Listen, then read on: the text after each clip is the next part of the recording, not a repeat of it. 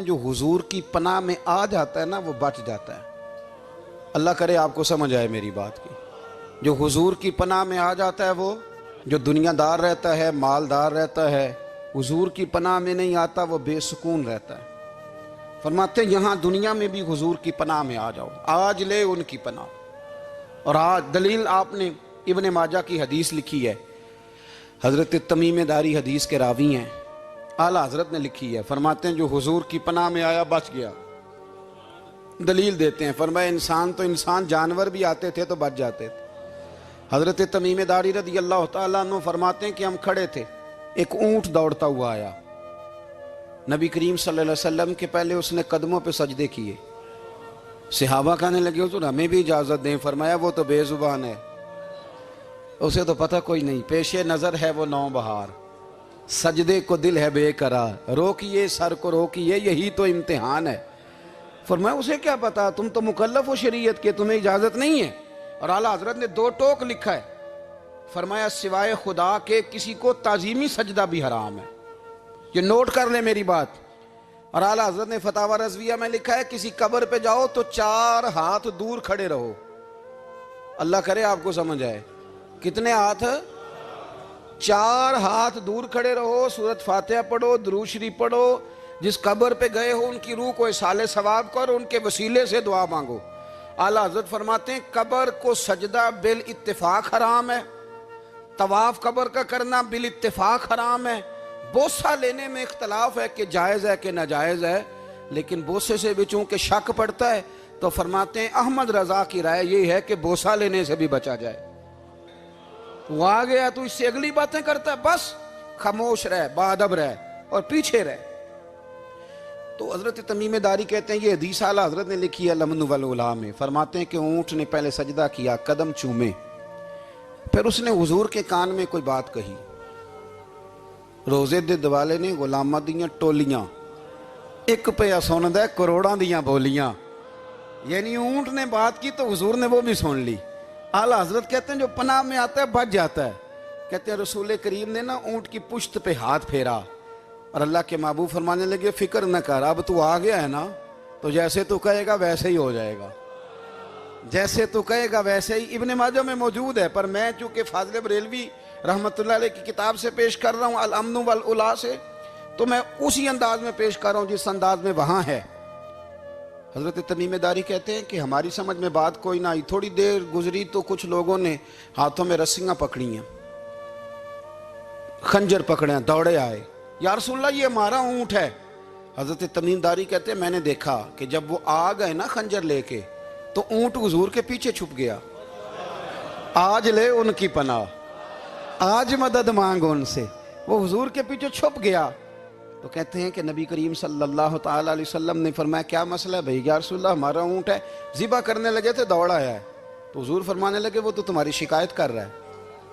وہ کہتا ہے یا رسول اللہ میں نے برسوں ان کی نوکری کی، برسوں میں نے بڑی نوکری کی۔ صحیح کہتا ہے یا رسول اللہ؟ ٹھیک کہتا ہے حضور، اب بوڑھا ہو گیا ہوں، تھوڑا زیادہ بوجھ نہیں اٹھا سکتا، تو مجھے ذبح کر کے کھانا چاہتے ہیں، میں مرنا نہیں چاہتا۔ نبی کریم فرمانے لگے اچھے لوگ یہ صلہ دیتے ہیں؟ انہوں نے عرض کی حضور آپ حکم کر دیں، ہم اس کو چھوڑ دیتے ہیں یا رسول اللہ، نہیں ذبح کریں گے، خدمت کریں گے۔ حضور فرمانے لگے نہیں، اب میرے پاس آیا ہے نا، اب میں نے واپس نہیں کرنا، آج ہو گیا ہے، آج لے ان کی پناہ، آج مدد مانگ ان سے، آج ہو گیا یا رسول اللہ پھر رکھ لیں۔ حضور نے فرمایا نہیں بھائی پیسے بتاؤ کتنے؟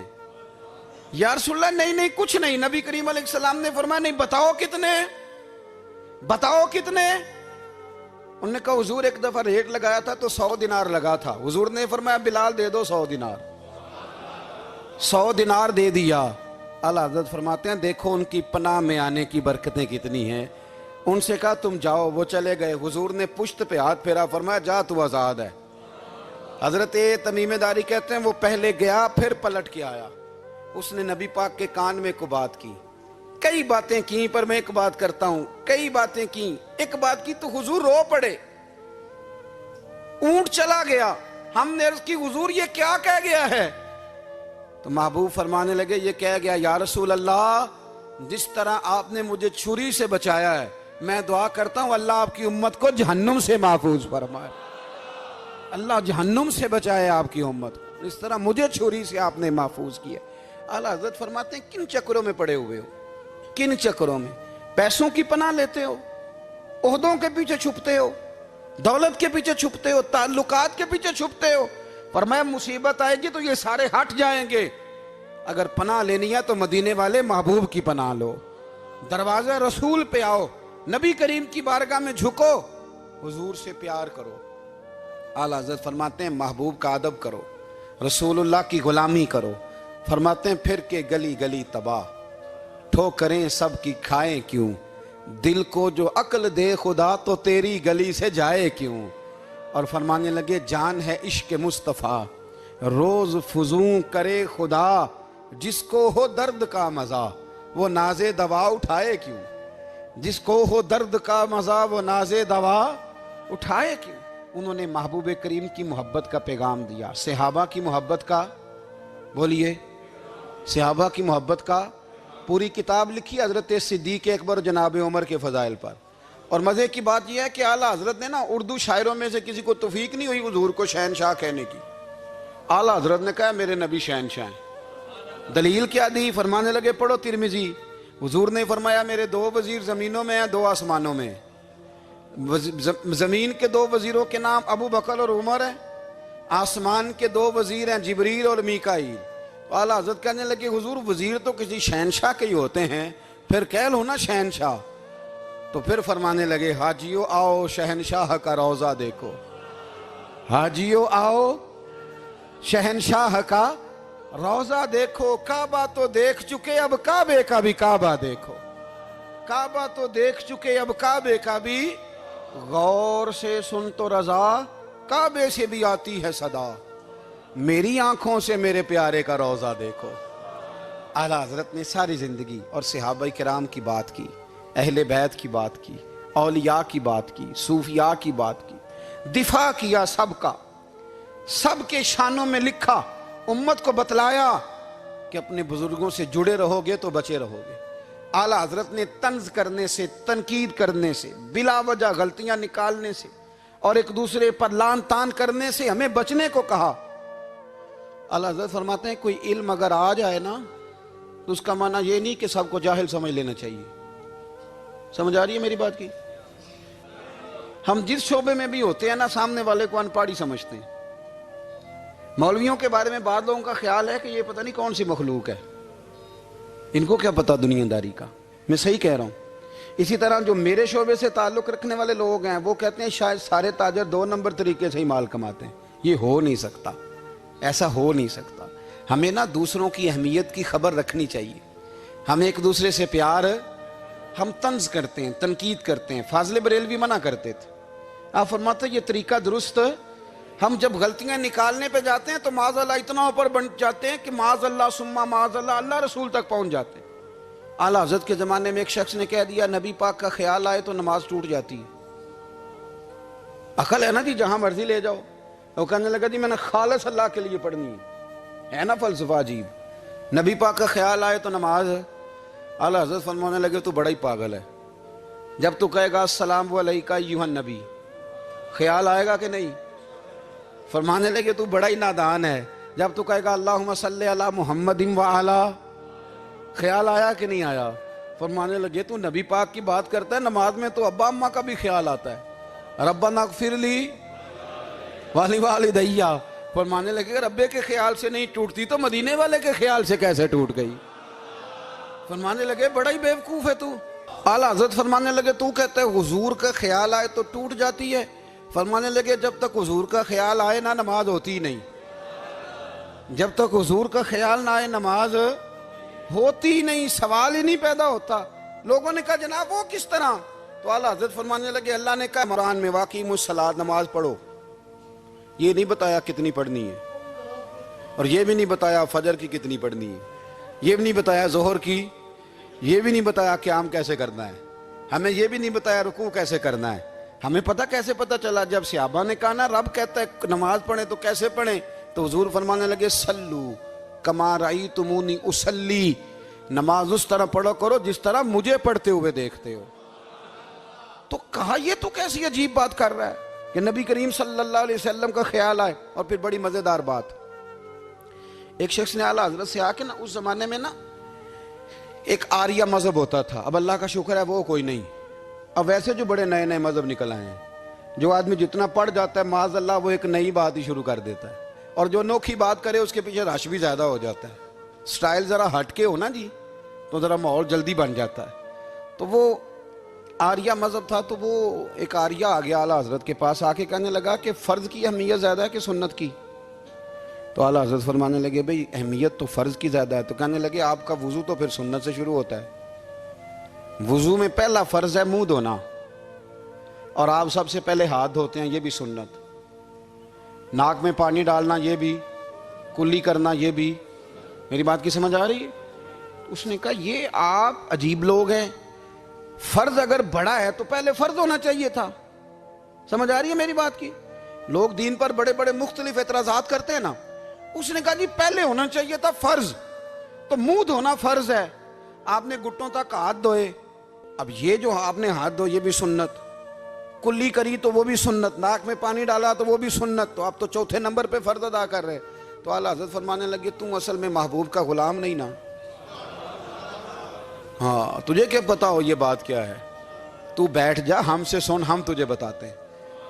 اس نے کہا جی کیا مطلب؟ فرمانے لگے یہ محبوب جو ہے نا ہمارے, یہ ہمیں بڑی جگہوں سے بچاتے ہیں, یہ بچا بچا کے فرائض تک لے جاتے ہیں. کیا مطلب؟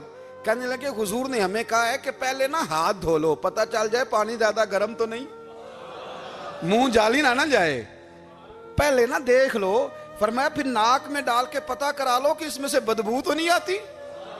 سنت بھی ادا ہو گئی, پتہ بھی چل گیا بو تو نہیں آ رہی. اور فرمایا پھر منہ میں ڈال کے چکھ لو کہ بد ذائقہ تو نہیں. اب یہ 3 سنتیں ادا کر کے تم فرض ادا کرو گے تو اللہ بھی راضی ہوگا, اللہ کے رسول بھی راضی ہوں گے. اور رضویہ میں اس مضمون کو بیان کرتے ترمذی شریف کی وہ حدیث نقل کرتے ہیں. آپ فرماتے ہیں مسلمانوں اس حدیث کو یاد کر لو, اگر تم اسے یاد کرو گے تو مضبوط ہو جاؤ گے. حدیث کیا ہے؟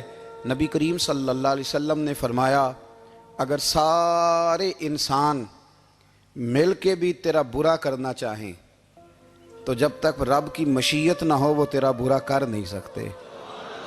اور حضور صلی اللہ علیہ وسلم نے فرمایا اگر سارے انسان مل کے تیرا بھلا کرنا چاہیں تو جب تک رب کی رضا نہ ہو تیرا بھلا ہو نہیں سکتا. تو اعلیٰ حضرت فرماتے ہیں اس چیز کو ذہن میں بٹھاؤ, مسلمانوں اپنا رجوع اپنے رب رسول کی طرف مضبوط کرو. یہ کیا بات ہو گئی کہ میں اس سے بھی ڈر رہا ہوں, میں اس سے بھی ڈر رہا ہوں, وہ بھی میرے پیچھے لگ گیا. فاضل بریلوی رحمت اللہ علیہ ان چیزوں سے منع فرماتے تھے.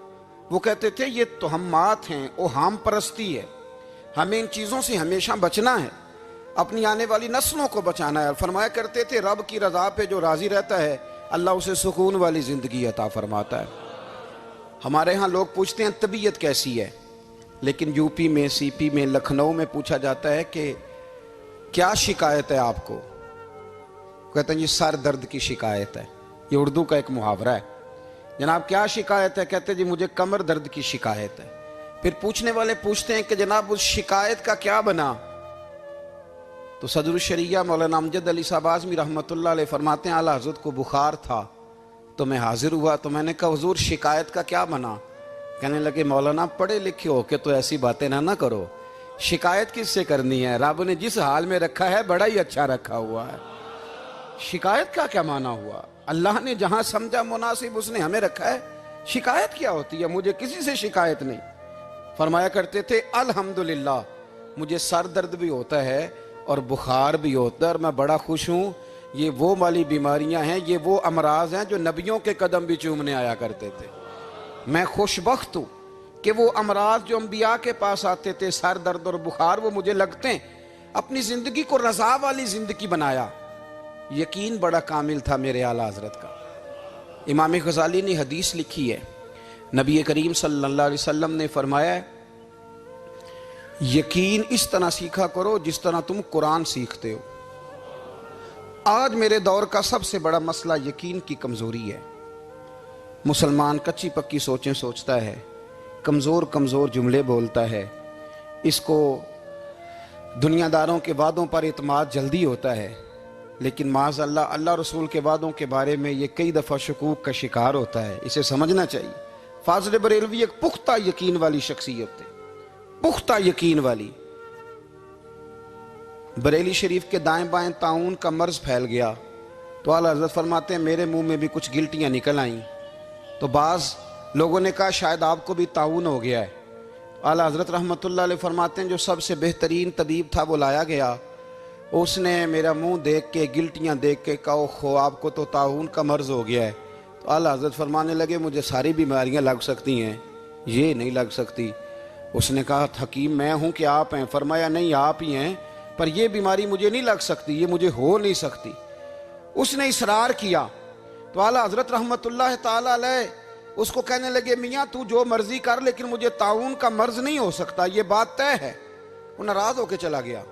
اب طاعون کی جو گلٹیاں ہوتی تھی نا وہ بڑے بڑے مہینوں نہیں جاتی تھی، تکلیف رہتی تھی۔ اعلیٰ حضرت کہتے ہیں میں نے اسی رات نا تھوڑی سی کالی مرچوں کا سفوف بنایا اور مسواک میں رکھ کے جب منہ کے اندر چھڑکا تو تھوڑا سا خون نکلا اور میرا منہ بالکل ٹھیک ہو گیا۔ سویرے میں نے کہا بلاؤ نا اپنے حکیم کو جو کہتا تھا طاعون ہو گیا ہے۔ تو لوگ کہنے لگے حضور آپ کو ویسے کیسے پتا تھا طاعون نہیں ہے؟ فرمانے لگے پتہ اس طرح تھا کہ اللہ کے رسول صلی اللہ علیہ وسلم نے ایک دعا ارشاد فرمائی ہے، فرمایا کسی مریض کو دیکھ کے پڑھ لو الحمدللہ الذی مما ابتلاک بہ وفضلنی علی کثیر ممن خلق تفضیلا۔ حضور نے فرمایا کسی بیمار کو دیکھ کے، مصیبت والے کو دیکھ کے یہ دعا پڑھو، تم اس مصیبت میں شکار نہیں ہوں گے۔ فرمانے لگے میں نے طاعون کے مریض کو دیکھ کے دعا پڑھ لی تھی، تارے ٹوٹ سکتے ہیں، چاند گر سکتا ہے، سورج اپنی جگہ چھوڑ سکتا ہے، پر مدینے والے محبوب کی بات غلط نہیں ہو سکتی۔ یہ میرا یقین کامل ہے، ساڑھے نبی دی زبان ساڑھے واسطے قرآن، یہ بات غلط ہو سکتی؟ مضبوط یقین فاضل بریلوی کا، مضبوط نظریات۔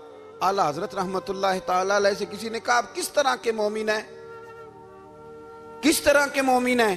تو اعلیٰ حضرت فرمانے لگے میرا دل چیرو، اس کو کھولو، ایک طرف لا الہ الا اللہ لکھا ہوگا، دوسری جانب محمد رسول اللہ لکھا ہوگا، کھول کے دیکھ لو۔ ایک تو یقین کی پھر دوسری بات،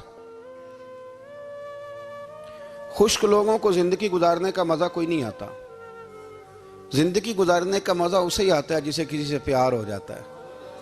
باقی نہ دیکھیں نا، ایک بندہ جبرن ایک شخص بچے پالتا ہے، وہ کہتا ہے یہ میرے لیے کیا مصیبت ہے 5 بچے، اور ایک شخص کو بچوں سے پیار ہو جاتا ہے، وہ جوان بھی ہے خوبصورت بھی ہے پر عید پہ کپڑے نہیں خریدتا، بیوی سے کہتا ہے میں پرانی پہن لوں گا پر بچوں کو نہیں لے دے۔ اور بھائی تیری خواہشیں مر گئی ہیں، تیری خوبصورتیوں کی طرف جانے کی آرزویں ختم ہو گئی، تو کہنے لگا سارا کچھ ہے پر بچوں سے پیار جو ہو گیا ہے۔ اعلیٰ حضرت رحمۃ اللہ علیہ بہت بڑے فلسفی تھے، منطقی تھے، بہت بڑے سائنسدان تھے۔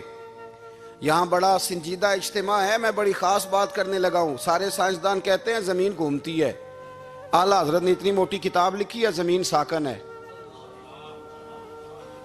فرماتے تھے ہم جیسے مرضی سائنسدان کہیں گے آپ نے دلائل دی ہیں۔ آپ فرماتے ہیں جب نبی کریم علیہ السلام کی حدیث مسلم شریف میں موجود ہے کہ جب اللہ نے زمین کو پیدا کیا زمین کانپنے لگی تو اللہ نے پہاڑوں کو میخیں بنا کے قلعے بنا کے اندر لگا دیا تو زمین ٹھہر گئی۔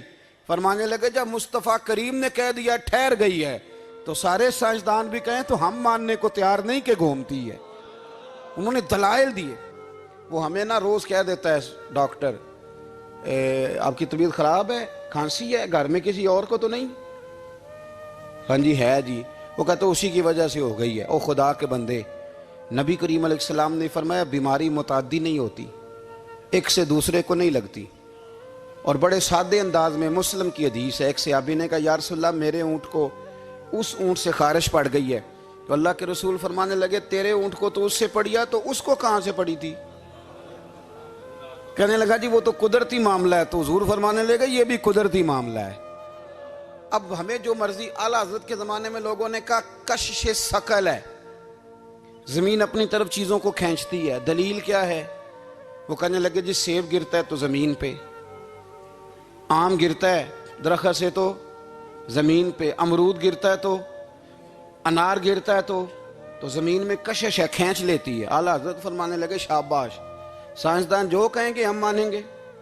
فرمانے لگے زمین نے آدھا کلو کا سیب کھینچ لیا ہے، 1.5 پاؤ کا انار کھینچ لیا ہے، پر ہم نے غبارے میں 1.5 چھٹانگ ہوا بھر دیا، وہ تو زمین سے کھینچا نہیں گیا۔ یہ کس قسم کی کش سے ثقل ہے؟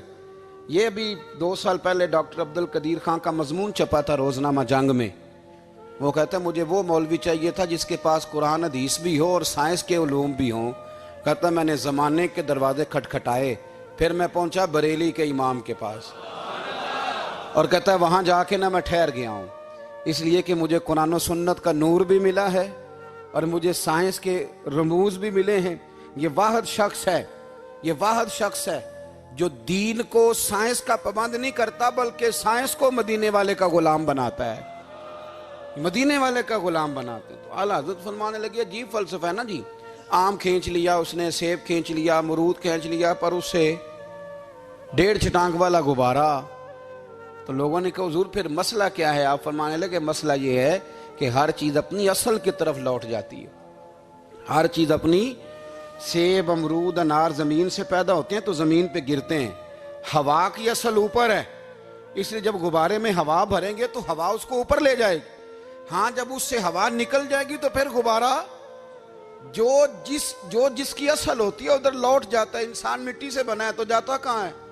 مٹی دیں مٹی رہنا ہی ایویں کا دی بلے بلے، اج مٹی دے اتے بندیا تے کل مٹی دے تھلے۔ تو اعلیٰ حضرت رحمت اللہ تعالی علیہ نے نا اپنے سارے علوم کو نبی پاک کا